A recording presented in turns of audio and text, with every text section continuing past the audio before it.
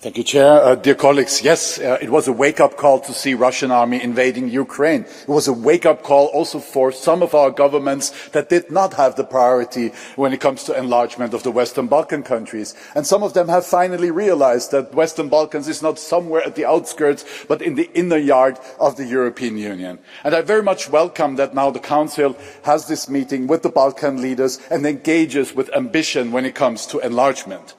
And yes, we also have to see that we as European Union have also caused some disappointment because we were not always keeping up to our promises. But okay, now is the time to move forward. We just have to see that with good initiatives like the Growth Pact, we need to look into who are we giving this money to. Is this governments that follow the rule of law? Is it governments that support independent justice? Is it governments that align with our geostrategical positions? And there we need to be very clear and also very critical. Where the rule of law is kept, that must be clearly decisive. And also we here in this House have some homeworks to do.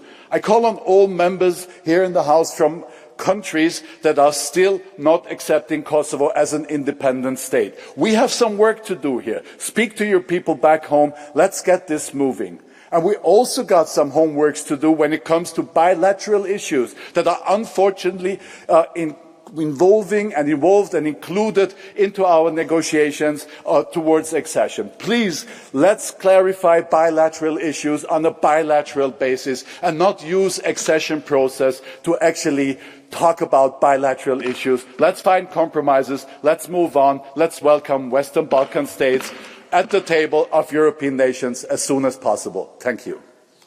The next speaker is Nicolas Farantouris.